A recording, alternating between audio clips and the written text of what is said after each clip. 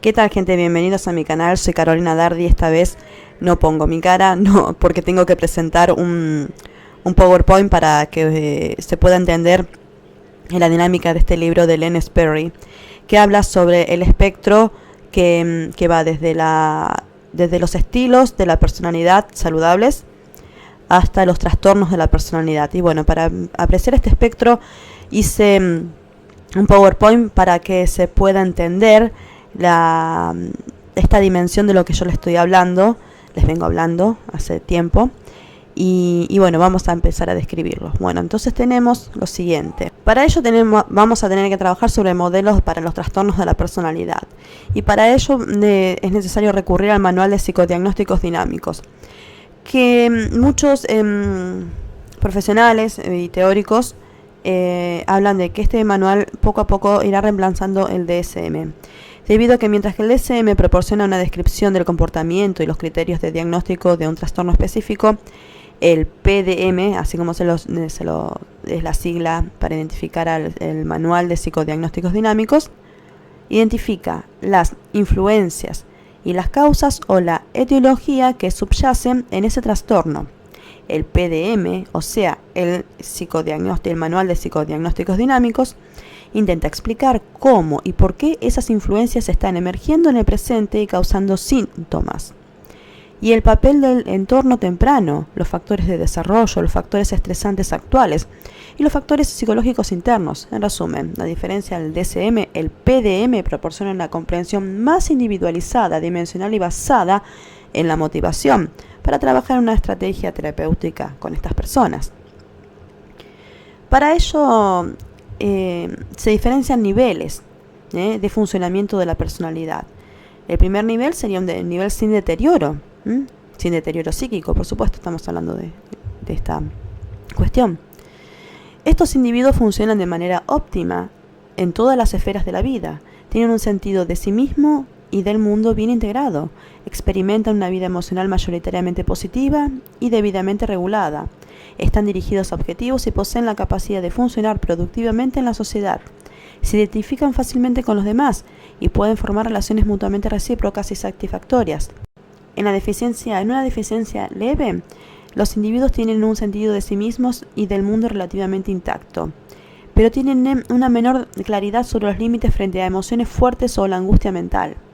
Pueden estar demasiado dirigidos a objetivos o inhibidos por objetivos, o tener estándares personales poco realistas. Tienden a tener cierta dificultad para apreciar y comprender las perspectivas de los demás, y es posible que no sean conscientes de manera constante del efecto de su comportamiento en los demás. Aunque pueden formar relaciones íntimas y recíprocas, pueden estar algo limitadas en su capacidad para respetar y cooperar con los demás. Estos individuos tienen un sentido comprometido de sí mismos y del mundo, junto con algunas dificultades para mantener los límites.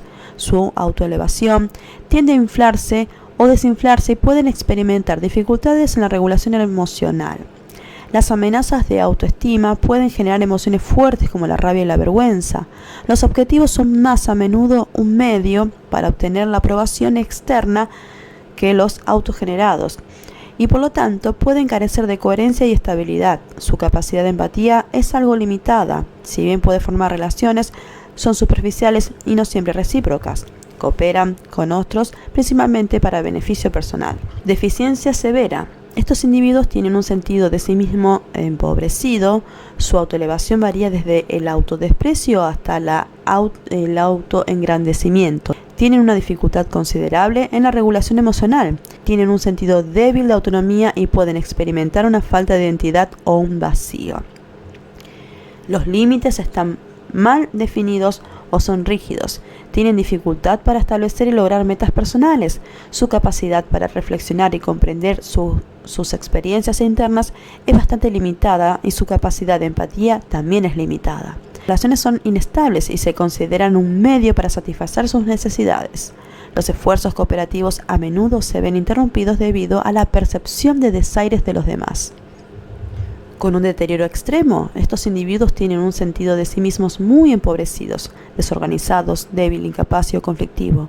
Tienen una propensión a las emociones negativas y significativamente desreguladas. Su capacidad de empatía es significativamente limitada y no pueden considerar perspectivas alternativas o se ven amenazados por perspectivas diferentes, o sea, puntos de vista diferentes. Carecen de la capacidad para el funcionamiento interpersonal y el comportamiento social adaptativo y cooperativo. Fíjense en una cosa. Estos son niveles de trastorno o estilos. Podemos llamar sin deterioro o con una deficiencia leve, son estilos de personalidad que son saludables. Pero ya cuando hay deficiencia moderada, la severa o el deterioro extremo, ya ahí hablamos de trastorno. Fíjense en las grandes diferencias que hay. Y dentro de lo que es un trastorno de la personalidad, de los que se habla en este canal más precisamente, podemos ubicarlos tranquilamente en la deficiencia moderada, en la severa y el extremo. ¿Por qué? Porque no todas las personas que tienen este estilo de trastornos tienen la misma gravedad en sus manifestaciones conductuales. No son todos iguales, Entonces, fíjense en las diferencias. Esto es un espectro y hay que tenerlo en cuenta. Mientras que el DSM-5 describe 10 trastornos de la personalidad, el PDM describe varios trastornos de la personalidad adicionales, que son comunes en la práctica clínica, pero que pueden no tener la base de investigación que se requiere para estar incluido dentro de lo que sería el DSM. Entre estos se encuentra el trastorno depresivo de la personalidad, que lo incluye el PDM, el trastorno ansioso de la personalidad, el trastorno disociativo de la personalidad, que lo incluye dentro de un trastorno de la personalidad. Aquí, un dato curioso esto. El trastorno sádico y sadomasoquista de la personalidad y el trastorno pasivo-agresivo de la personalidad. Y esto es muy llamativo que incluya el PDM, el trastorno pasivo-agresivo de la personalidad, porque generalmente se confunde al narcisista con un sujeto pasivo-agresivo. Y no es lo mismo. El DSM no lo trae como categoría diagnóstica al pasivo-agresivo. Tiene un capitulito que dice y otros trastornos de la personalidad, como sea, la persona que no cuadra dentro de los trastornos, dentro de los 10 trastornos que trae, entraría en ese otro trastorno de la personalidad. Ahí entraría el pasivo-agresivo. Entraría, pero tampoco lo describe, cosa que el PDM sí lo describe. Y si bien no es un narcisista, es una persona que causa muchos conflictos. Una de las, lo dice el mismo PDM, la gran diferencia entre las personas neuróticas y las personas con trastornos de la personalidad es que el neurótico que tiene sus problemas, el neurótico con problemas, no estoy hablando de neurotípico, tiende a sufrir para sus adentros, para sí mismo, pero no es una persona que daña a los demás. En cambio, las personas con trastornos de la personalidad son personas que dañan a todo su entorno. Lo dice el PDM. Lo dice el PDM y lo afirman todas las personas que han convivido, que les ha tocado nacer en una familia con trastornos de la personalidad, que les ha tocado tener una relación de pareja con alguien con trastornos de la personalidad, sea el que sea. Bueno, gente, era la presentación del libro de Glenn Sperry y poco a poco lo vamos a ir desglosando en los próximos capítulos. Pero también quiero empezar a hablar de bien exactamente de los trastornos de la personalidad según el DSM para saber de qué es lo que estamos hablando, cosas que ustedes tengan el material. Bueno, me está hablando de tal cosa, bueno, voy al capítulo ese, en el canal lo puedan encontrar que tengan el material. Hasta luego, gente, nos vemos en las siguientes transmisiones.